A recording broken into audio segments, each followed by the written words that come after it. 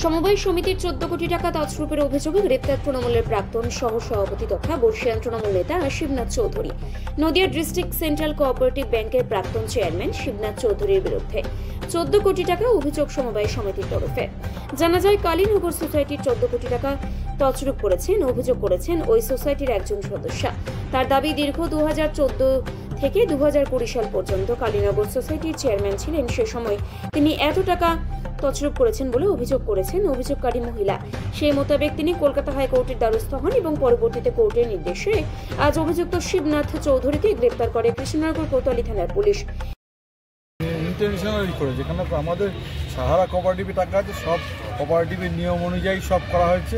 Registrar নিজে তদন্ত করে গেছে, সব ইয়ে চলছে। কেন এটা তো সুপ্রিম কোর্টের, আমরা তো কোঅপারেটিভে সাহারা কোঅপারেটিভে ইনভেস্ট করি। এই কমপ্লেনটা কে করেছে? আমি নন্দিনী ঘোষ। উনি কে ছিলেন? উনি কেউ না, আমাদের সাধারণ একজন সেভিংস হোল্ডার। উনি মেম্বার না বলছেন? উনি মেম্বার না, উনি সাধারণ একটা সেভিংসের গ্রাহক। আচ্ছা, মানে এই টাকাটা কিভাবে নেওয়া হয়েছে বলে ওনার মানে আপনারা দেখছেন না? উনি তো বলছেন যে 14 কোটি টাকা নাকি প্রতারণা করা হয়েছে। ওটা কেন হচ্ছে, আমাদের সব হিসাব আছে, সব সার্টিফিকেট আছে। 13 কোটি 40 লাখ টাকা আমাদের মানে গভর্নমেন্টের ওই ধরনের ইয়েও দেখে গেছে, সব ঠিকঠাক আছে, কাগজপত্র সব অরিজিনাল আছে, সব কোনো অসুবিধা নেই। তাহলে টাকা নয় ছয় করে যে কোনো প্রমাণ এই শিবনাথ চৌধুরী মানে কি পদে ছিলেন? উনি মানে চেয়ারম্যান ছিল, এখন হচ্ছে ওখানকার ডাইরেক্টর আছে। কোথাকার? কালীনগর কোঅপারেটিভে। আর সেন্ট্রাল কোঅপারেটিভ ব্যাংকের কোঅপারেটিভের ডাইরেক্টর আছে, সমবায় ইউনিয়নের। এইটা যখন কেস হয়েছিল, এইটা কত সালে কেস হয়েছিল? মানে যেটা নিয়ে 13 কোটি যে অভিযোগটা উঠছে, এটা তো হাইকোর্টেও নাকি গেছিল? হাইকোর্টে তো উনি গেছিল। এটা সেই কত সালের ঘটনা তাহলে?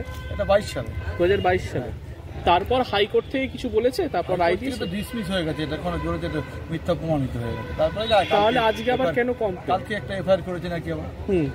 কালকে এফআইআরটা কি হয়েছে? কালকে এফআইআর তছরূপ তো দেওয়াই হয়েছে, আগেই দেওয়া হয়েছে। আজকে কখন গ্রেপ্তার করেছে, কোথা থেকে করেছে? সকালবেলা বাড়ি। আপনার নাম? আমার নাম প্রলয় চৌধুরী। আপনি? আমার ম্যানেজার কালীনগর কোঅপারেটিভ। উনি কি আগে কোনো রাজনৈতিক দল করতেন? উনি তো রাজনৈতিক দল এখনো করে। হ্যাঁ, কোন দল করতেন? তৃণমূল কংগ্রেস। তৃণমূলে কোনো পদে ছিলেন উনি আগে? হ্যাঁ, পদে ছিল, শহর সভাপতি ছিল, ডিস্ট্রিক্ট হচ্ছে সহসভাপতি ছিল। এখন কি পদে আছেন? এখন হচ্ছে এমনি আছে, এখন ডিস্ট্রিক্ট সমবায় ইউনিয়ন নিয়ে উনি মেনলি হচ্ছে সমবায় নিয়ে রাজনীতি করে। আপনার নামটা একবার বলুন। ম্যানেজার? মানে কোঅপারেটিভ ব্যাংকের ম্যানেজার। আমাদের কালীনগর সোসাইটি থেকে টাকা ইনভেস্ট করেছে, এটা নিয়ম মাফিকই করেছে।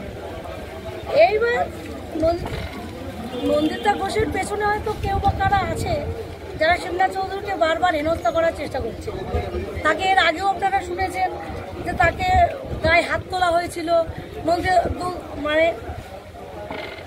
নন্দিতা ঘোষ নিজে করেছিল, গায়ে হাত করেছিল, তাকে এফআইআর করেছিল। যখন দেখলো কিছুতেই পারছে না, এখন এই সাহারার ব্যাপারটা নিয়ে তার নামে এফআইআর করে। এটা হাইকোর্টের ডিসমিস হয়ে গেছে, তা সত্ত্বেও আবার এফআইআর করে ওনাকে নিয়ে এসছে, যে সব কাগজপত্র দেখানো হয়েছে, তা সত্ত্বেও এই অবস্থা। কত সালের কেস এটা? এদিকে ঘুরে তাকিয়ে বলুন। এটা কত সালের কেস? কি করে বলবো, আমি তো জানি না।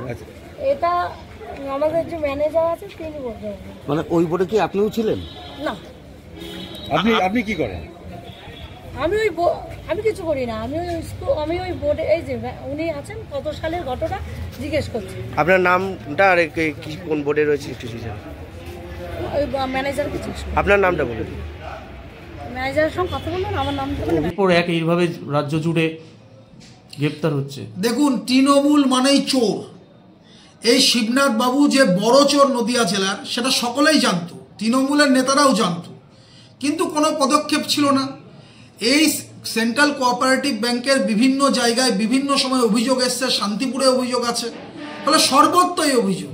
এই চোরেদের দৃষ্টান্তমূলক শাস্তি দেওয়া দরকার, কারণ সেন্ট্রাল কোঅপারেটিভ ব্যাংকে যারা টাকা রাখেন তারা দুস্থ মানুষ, একেবারে শ্রমজীবী মানুষ। সেই মানুষগুলোর টাকা এরা তছরূপ করছে আর বড় বড় ভাষণ দেয়। অবিলম্বে একে গ্রেপ্তার করেছে, শুধু নয়, দৃষ্টান্তমূলক শাস্তি চাই। এবং এই চোর এর হচ্ছে পরবর্তীতে কোমরে দড়ি বেঁধে ঘোরানো উচিত। চঞ্চল চক্রবর্তী, সহকারী সভাপতি, শান্তিপুর পঞ্চায়েত সমিতি।